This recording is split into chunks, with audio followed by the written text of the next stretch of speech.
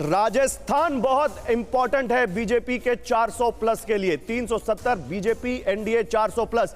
राजस्थान का विधानसभा चुनाव तो बीजेपी के पक्ष में गया है, लेकिन लोकसभा के ओपिनियन पोल में क्या निकल कर आएगा, क्योंकि अभी तक हमने राजस्थान के आंकड़े नहीं बताए आपको। अभी तक जो बताए थे वो हम ओपिनियन पोल में बता चुके थे। राजस्थान बहुत अहम है और राजस्थान में क्या होगा यह देखना है अब, क्योंकि राजस्थान का ओपिनियन पोल यह आपके सामने। 23 सीटें बीजेपी को और 2 कांग्रेस को यहां पर जा सकती हैं। यानी राजस्थान में बीजेपी इस बार पिछली बार से नुकसान में दिख रही है। अगर राजस्थान का देखें तो पिछली बार बीजेपी को यहां पर जो सीटें थी वो 24 थी, इस बार 23 है। और आरएलटीपी हनुमान बेनीवाल की पार्टी के पास 1 सीट थी। कांग्रेस 0 से 2 पर आती दिख रही है। ये बड़ा इंटरेस्टिंग है राहुल। बिल्कुल। अब वोट परसेंटेज भी बता देते हैं कि किसको कितना वोट मिल सकता है राजस्थान में। अगर 25 में से 23 सीटें बीजेपी के पास जा रही हैं और 2 कांग्रेस के पास, तो बीजेपी का वोट परसेंटेज क्या होगा ये भी आपको बता देते हैं। बीजेपी का वोट परसेंटेज जो हमारा ओपिनियन पोल है वो बता रहा है लगभग 53% वोट मिल सकता है बीजेपी को। कांग्रेस को 36.5% वोट मिल सकता है और बाकी अन्य को लगभग 1% वोट मिल सकता है। बिल्कुल। तो राजस्थान में बीजेपी 23, कांग्रेस 2। वोट परसेंटेज भी बीजेपी का 2019 से कम होता दिखता है।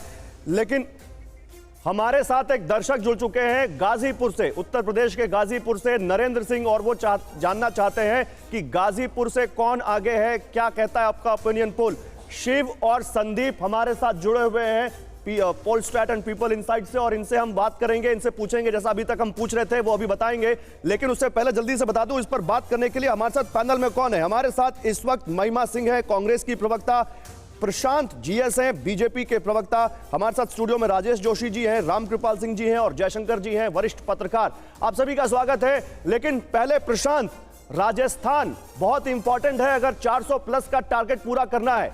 पिछली बार 24 थी, ओपिनियन पोल में 1 सीट कम होती दिख रही है, क्या कहना है?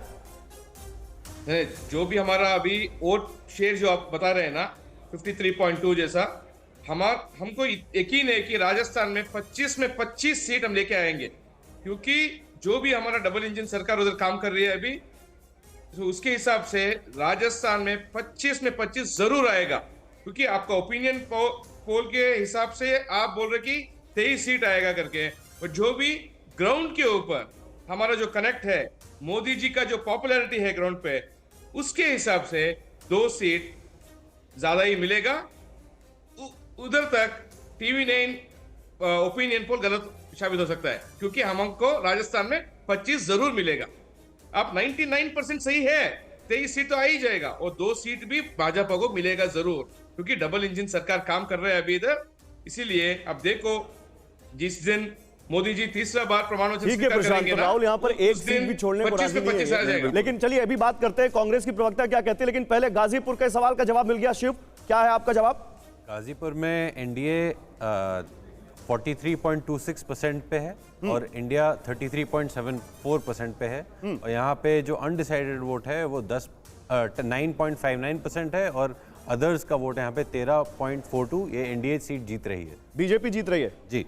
ठीक है, ओके। लेकिन महिमा जी, सवाल बड़ा महत्वपूर्ण आपके लिए। हम यूपी का तो बता चुके हैं सारी स्थिति, लेकिन राजस्थान में सिर्फ 2 सीटें कांग्रेस के पास आ रही हैं, जबकि उम्मीद जाहिर कर रहे थे वो कि भले ही विधानसभा में ना हाथ में आ पाई हो सत्ता, कम से कम लोकसभा में तो कुछ हो सकता है, लेकिन दिख नहीं रहा ओपिनियन पोल में।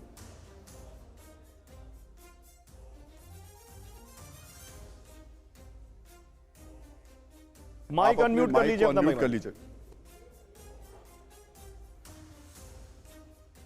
मेरी आवाज आपको मिल रही है? जी, बिल्कुल मिल रही है। जय हिंद। नवाज़ बंदी की इन पंक्तियों से शुरुआत करने जा रही हूँ कि सफर में मुश्किलें आए तो जुर्रत और बढ़ती है, कोई जब रास्ता रोके तो हिम्मत और बढ़ती है, बुझाने को हवा के साथ गर बारिश भी आ जाए, चरागे बेहकीकत की हकीकत और बढ़ती है। तो ये भाजपा के प्रवक्ता जब बात करते हैं और इतने ओवर कॉन्फिडेंस से बात करते हैं, तो ये जाहिर हो जाता है कि ये हकीकत से बिल्कुल मुखातिब नहीं है, हकीकत से दूसरी ओर देख रहे हैं। तो ये जो आपने अभी ओपिनियन पोल दिखाया, इसको देख करके यदि जो भाजपा के प्रवक्ता हैं या कोई भी व्यक्ति अगर बहुत संतुष्ट महसूस करता है, तो हमें लगता है कि वो इस देश की रग रग से वाकिफ नहीं है।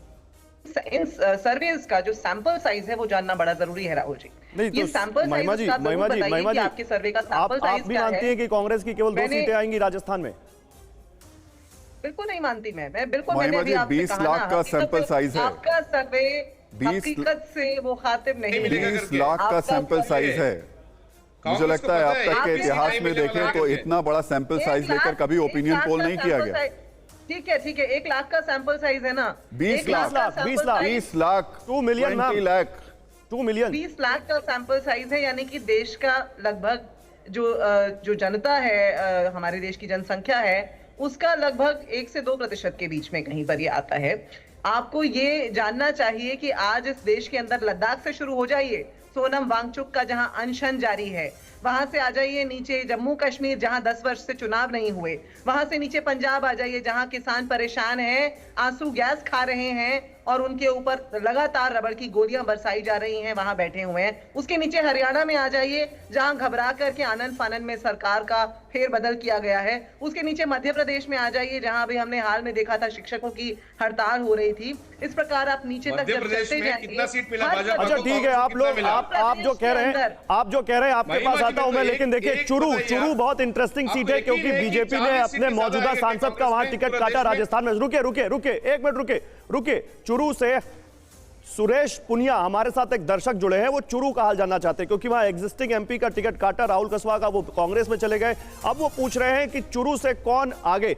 हम बात करेंगे इस पर, संदीप और शिव आप दोनों इस पर बताइएगा। लेकिन रामकृपाल जी, राजस्थान का ये ओपिनियन पोल क्या कहना है आपका?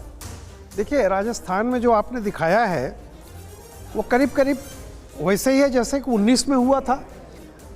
एक सीट रामकृपाल जी, मैं थोड़ा सा एड ऑन कर देना चाहता हाँ हूं। इस बार राजस्थान में नया चेहरा लेकर के आए हैं। बिल्कुल जो पुराने चेहरे थे उनको साइड में रख दिया गया है। हाँ। उसके बावजूद अगर 23 सीटें लेकर आ रहे हैं, ये फैक्टर क्या है? और क्या अब डबल इंजन की जगह सिर्फ एक ही इंजन मान के चलना चाहिए इस देश में? देखिए, मैं एक चीज आप यूं देखिए राहुल जी, वोट परसेंट जो है कितना था, 53% के करीब आप दिखा रहे हैं जी। ये एक बहुत बड़ी चीज ये हो रही है। जैसे पहले कहा जाता था कि भाई जो विरोधी वोट है उनको जोड़ लो तो भारी पड़ जाएंगे वो, लेकिन मैं जैसा कि लेकिन देख रहा पिछली बार हूँ, सर 60% था वोट परसेंटेज बीजेपी। मैं जब देख रहा हूँ कि 50% से ऊपर बीजेपी का स्ट्राइक रेट जा रहा है सब जगह पे, तो आप यूं सोचिए कि अगर रेस्ट कोई यूनाइटेड भी है तो भी कोई फर्क नहीं है।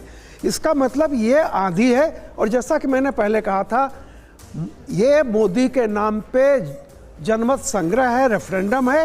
ये 14 में भी यही था, 19 में भी यही था और 24 में तो उससे ज़्यादा ढंग से दिखाई पड़ रहा है कि 85-90% लोग सिर्फ मोदी के नाम पे वोट दे रहे हैं, कैंडिडेट के नाम पे नहीं। इसलिए मैंने बोला कि अब सिंगल इंजन ही बोलना चाहिए। हाँ बिल्कुल, कोई बोलना चाहिए, बिल्कुल बाकी बिल्कुल तो कोई कह भी लीजिए जुड़ जाए सिंगल साथ में। इंजन या सिंगल इंजन, ये बड़ा अच्छा टेक्निकल टर्म आया, इस पर बात आगे करेंगे। लेकिन चुरू से क्योंकि हमारे एक दर्शक ने सवाल पूछा था, संदीप क्या है उसका जवाब?